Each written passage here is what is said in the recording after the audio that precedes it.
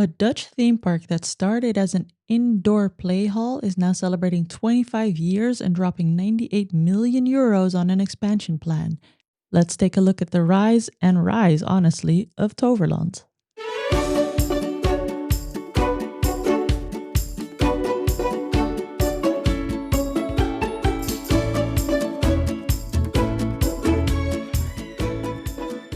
Toverland, a park right here in the Netherlands, is celebrating its 25th anniversary this year. So I figure there's no better time than now to take a look back at how the park started, how it continues to grow, what are its plans for the future, and should other parks like Efteling maybe be worried? But first, hi and welcome to Factor Nostalgia, where we cover everything theme park then, now, and when. I'm Sarah and I host this weekly podcast where I try to bring you deep dives, tips and tricks on theme park visits, and everything related to it, really. And if you think, you want to hear more of this type of content and you want to support this type of content, you could consider becoming a Patreon member. There are several tiers, each come with their own perks. Of course, you can also just become a free member. But the podcast will always be available to everybody for free. So don't make no mistakes there. But there are different perks associated with different levels of support. The one that's most important to me is access to the Nostalgics community, which is still a community very much in the making. So you could be one of the founding members, really, where I try to bring together, like-minded individuals, theme park loving people through a WhatsApp group and, anything else that might come of that. If this is something you're possibly interested in, all the links to it are in the show notes. And with that, we're going to get back to a regularly scheduled programming and talk about Toverland. And of course, we're going to start right at the beginning. Now, Toverland opened in 2001, but the idea for it came a lot earlier than that, as they usually do. The owner of the park, Jean Gelissen, he used to be a carpenter, and he was visiting a recreational area with his children. This area was called the Steinerbos, which was a recreational area with a variety of activities, playgrounds, things of that nature, just stuff for kids to do. Now, on this day that Jean Gelissen was visiting it, it started raining. And once it started raining, he saw everybody just clear out. And he thought, okay, there should be a better way to do this. Does this story remind you of anyone? Not to draw extreme comparisons here, but this is kind of how the idea for the original Disneyland started, with Walt Disney sitting on a park bench in Griffith Park and thinking there should be a way for children to enjoy a time in a theme park and an attraction park, amusement park with their parents. Now, I'm not saying that these two men are the same, but, the similarity in the story is kind of eerie, isn't it?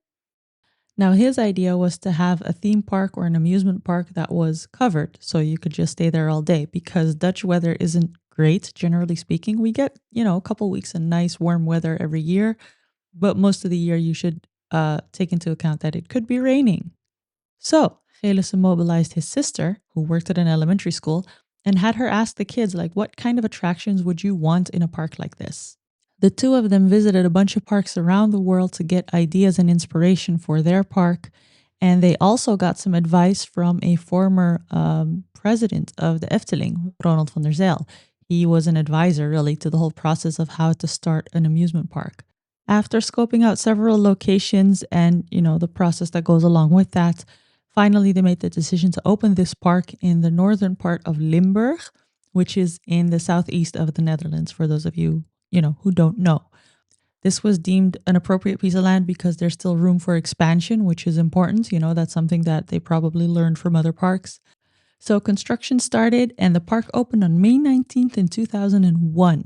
On its opening day, they had 800 visitors. Second day, it was already up to 1,000, and that kept growing day by day. So within 2 weeks, they reached their maximum capacity of 3,200 people. So at this point, the park consisted of a covered hall, essentially, with a couple of attractions inside. In August of 2001, so that's a mere 4 months after the initial opening, they already started thinking about expansion. Whereas the existing hall focused primarily on younger children, they wanted to open up a second one which aimed, slightly higher in the age bracket, so slightly older kids, how to get those into the park. This hall opened as the Magic Forest in 2004. Later in that same year, 2004, they opened their first outdoor attraction. It was supposed to open at the same time as the whole hall, but, some delays and things like that. You know how that goes. So it opened slightly later. This attraction was called Booster Bike, and it was the first of its kind in the world, not just in Europe, not in the Netherlands, in the world. Now, this is also the point where Toverland or, the people running it had to think, okay, so what do we do? Do we continue expanding with more indoor halls, becoming the biggest indoor park in the world? Or shall we expand like a normal ish theme park or amusement park and start to appeal to people of all ages? They chose the latter. The first step in the realization of this ambition was the construction of Troy, a wooden coaster. This opened in 2007. To this day, this is the highest, fastest, and longest wooden coaster in the Benelux, which might not seem like a lot because, the Netherlands, Belgium, and Luxembourg are small countries, but we have a lot of parks, okay? So it's still pretty impressive. So throughout the years, they kept expanding, adding more themed areas to the park. And I don't want to go into all the detail of all the different lands, but you know, they kept growing. They kept pulling in more visitors. And the only problem that they had was that they were still known as kind of a park for small children because that's how they started. Even today, if you Google, fun theme parks and things like that to go to with young children in the Netherlands, Toverland will pop up. Not to say that it's not fun for small kids, but if you look at the rest of the list and you think, okay, well, if it belongs in this list, then it's clearly not aimed at anybody older than 8. But that's not the case at all. And Toverland has been working at changing that narrative as well. So in 2018, they opened the largest ever expansion up until that point, anyway, which made the park about 1.5 times larger than it was, and it added a bunch of new rides. Now, this had an immediate result because right before then, the visitor number had kind of stagnated around, 670, 680,000 per year. And after that expansion, it jumped well over 800,000 a year. In 2019, they even reached 862,000 visitors annually. 2018 is also the year that it won the European Star Award for Best Theme Park, which meant that the rest of the industry within the Netherlands and outside of that too was paying attention and seeing what Toverland was doing and increasing. And then 2020 happened. We all know what happened in 2020. We had COVID, everything had to close down. They reopened already in May of 2020 with, of course, added protocols and everything around cleaning and keeping distances from each other and things like that. And this is also the year that they first offered the opportunity to spend the night at Toverland. So if you wanted to do an overnight park visit, you could do that. They had a camping site, which was temporary at the time during the summer months.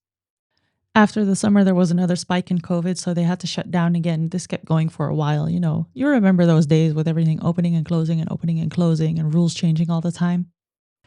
However, we're fast forwarding a little bit. In 2022, that was the first year that Toverland surpassed 1 million visitors per year, which is a big deal.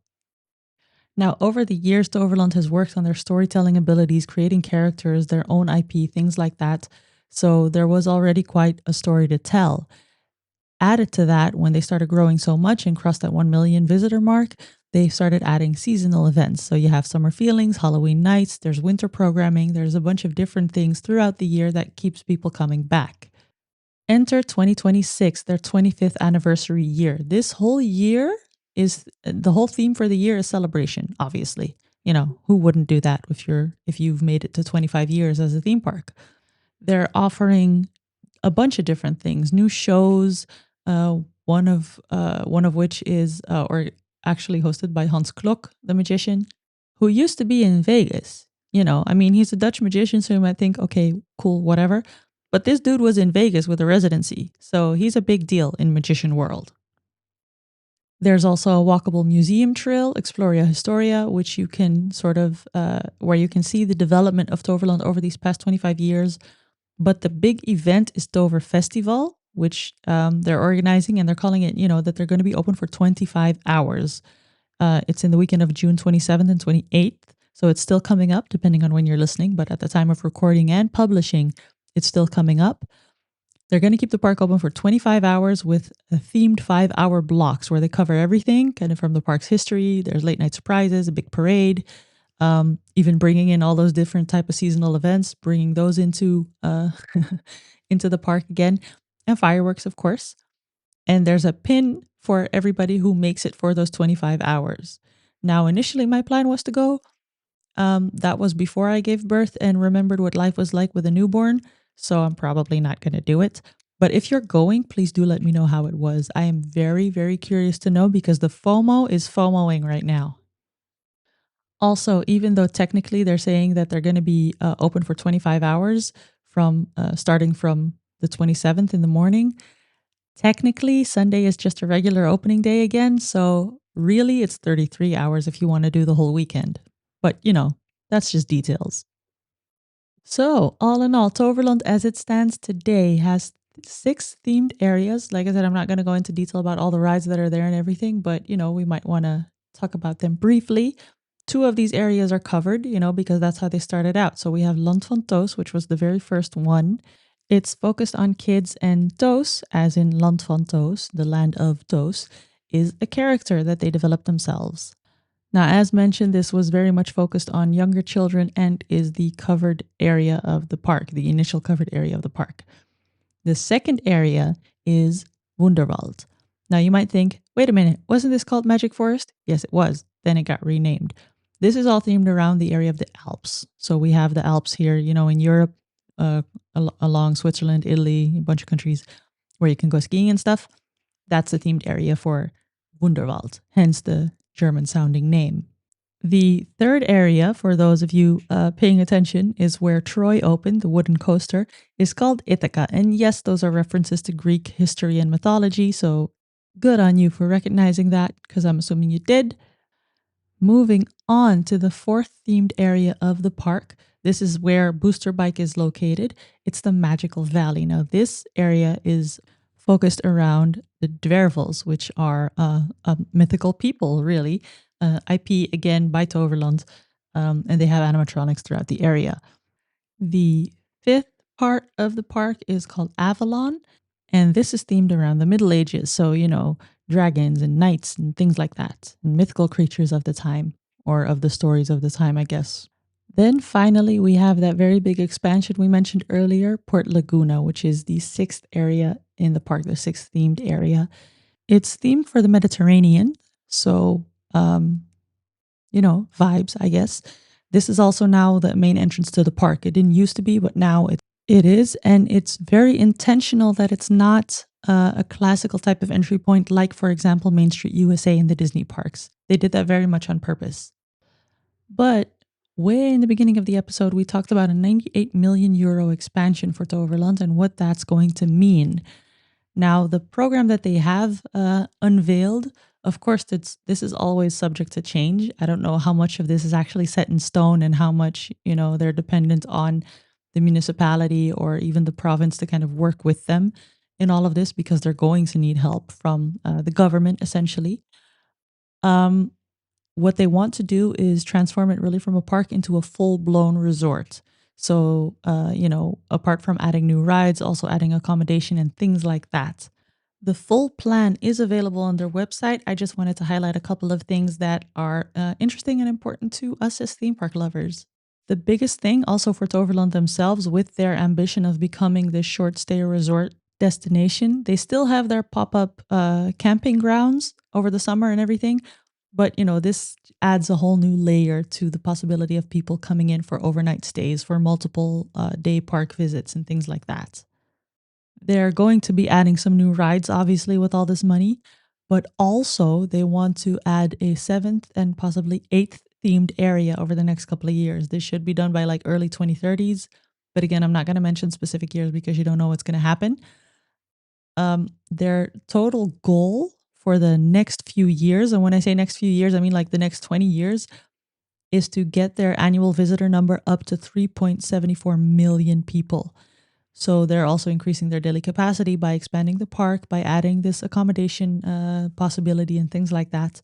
So that's pretty big if you consider where they came from. When they opened at 800 visitors a day, when before their previous big expansion, they were at 620-ish thousand per year.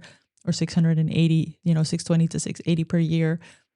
After that expansion, they were at 800 something thousand a year. And now they want to move to 3.74 million. That's a lot. Now, like I said, they're going to need help from the municipality, with accessibility and roads and infrastructure and stuff like that. And all of that, I hope they actually do. Um, they're working very hard on it. They're also working very hard at making sure that it's all environmentally sustainable.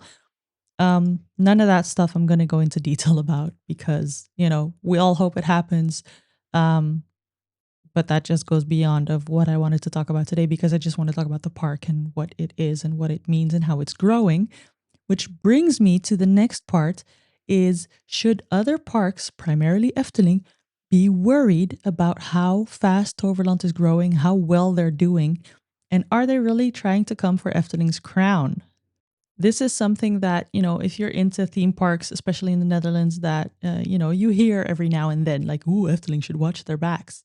It's a lot more nuanced than that in reality. So we're going to go into that a little bit before drawing our final conclusion if Efteling really has something to worry about or not. Now, what's interesting about Toverland, and I mentioned it at the beginning of the episode as well, where they got somebody who had close ties to the Efteling as an advisor to opening of the park. And this type of collaboration isn't unusual if you look at Toverland and how they developed over the years. This guy, actually, Ronald van der Zijl, is the one who said, no, at some point you have to go beyond the whole indoor thing because you can only grow so much indoor. Now, even beyond that, when they were developing, for example, the Magical Valley, they brought in Ton van de Ven, who used to be creative director of the Efteling and has some very, I don't know, he's just one of those legends within Efteling lore, you know what I mean? So he was brought in an advisory role as well. That IP people, the Dwervels that we mentioned earlier, those actually came from him. Even some of the music that has been composed for Toverland, also, the people who've done that also have ties to Efteling. They also used to do some stuff for Efteling. So all in all, there's a lot of back and forth with different people who worked for both parks. Let's just say that. And that's not to say that, they copied each other because, I don't think that's the case at all. But it does show that, they knew who to bring in and how to build a real themed experience. Because if there's one thing that Efteling does really, really well, it's a themed experience, it's immersion. And we can see here that Toverland is really working at that as well. Now, the initial ambition for the park when they first opened, as actually said out loud by managing director Caroline Maase at the time, Caroline, she said that she wished that this park would become even bigger than Efteling, preferably by 2018. Now, that didn't happen, obviously, and they're still a far way off. But at the same time, with the plans that they have and the expansions that they're working on, they are edging a little bit closer if you look at things like number of visitors. So we talked about that in a previous episode about how Efteling is capped at a number of visitors per year. I'll link to it in the show notes. And even though 3.74 is still a long way off from the 5 million and change that Efteling is at, they're coming closer if they do make that number. At the same time, while yes, this may be ambitious, like I said, they're still a long way off from there. Like if they're at 1 million now and Efteling is well over 5 million, edging closer to 6, depending on how you calculate it. Again, how all that works is in that other episode, which is linked in the show notes. Toverland is nowhere near that. Also because Efteling is working very hard on its international appeal. And while Toverland is conveniently located for visitors from Germany, Belgium, and honestly, that's about it, it's nowhere near, what Efteling is trying to achieve here internationally. So, my conclusion here would be that, yes, it's of course always tempting to kind of pit those parks against each other, just like people like to compare Disneyland Paris and Efteling for some reason. But pitting Toverland and Efteling against each other here doesn't make a whole lot of sense to me. Yes, there's some overlap in people who worked on the parks, but all that does really is just show some, creative and institutional roots that may overlap within the parks, but that doesn't mean that they're the same experiences at all. All it does is just enrich the theme park environment here for people in the Netherlands and close enough to travel to it. which is something that should be welcomed and, we should be happy about, I think. So while Toverland may be competing in the same space as Efteling, in the same category, a multi-day resort destination, theme park destination, um, I don't think it's necessarily a threat. They could very well make each other stronger, actually, if they play their cards right. So, all in all, what can we say about Toverland and what we have talked about today? So, the Toverland story, those 25 years that they've been in business, to me, it's pretty remarkable how they grew and how they, how a tiny little park with 800 visitors a day became so ambitious, how it moved from indoor playground to, you know, essentially becoming a multi-day theme park destination. That's pretty impressive to me. So this year, it's 25th year of operation, while on the one hand, it's marked by a look back at how far they've come with the plans that we know that they very publicly talked about and made available to people. We know that they are very much looking ahead and looking to the future and how they can become bigger and bigger over the next couple of decades even. All of this really makes Toverland one to watch. Now, as for me personally, last year I was supposed to visit it for the very first time due to, circumstances, whatever. Don't want to get into it. It didn't happen. I'm hoping that maybe I can go this summer or maybe even later in the year, depending on what's feasible. Um, I'm gonna try. I can't make any promises because again, circumstances. But it's really, really high on my list. So hopefully I'll get to go for the first time ever, and I don't just have to, live vicariously through other people's visits and reports and YouTube videos and things like that. So, my question to you, have you been to Toverland? And if so, do you have a favorite themed area? Or have you been such a long time ago that honestly you need to visit again to see all the new stuff that they've added? Are you going to the long weekend? Because if you are, I really, really want to hear about your experience. So, all the ways to contact me are in the show notes, as always. So please do get in touch if you've actually visited this long weekend, or are planning to visit this long weekend, I should say, depending on when you're listening. As always, I'm going to ask you for three tiny favors. One is to share this episode with somebody who might be interested in the Toverland story, who might be going to the 25th anniversary celebration, somebody who wants to go, like me. Well, you don't have to send me the episode, but you know what I mean. Second, please leave a rating or a review in whatever podcast player you're using to listen to this right now. And while you're there, third is make sure you are subscribed so you don't miss any future episodes. If you're already subscribed, hop on over to a different platform and subscribe there too, because why not? All that being said and done, I'm going to thank you very much for listening to today's episode, and I will catch you in the next one.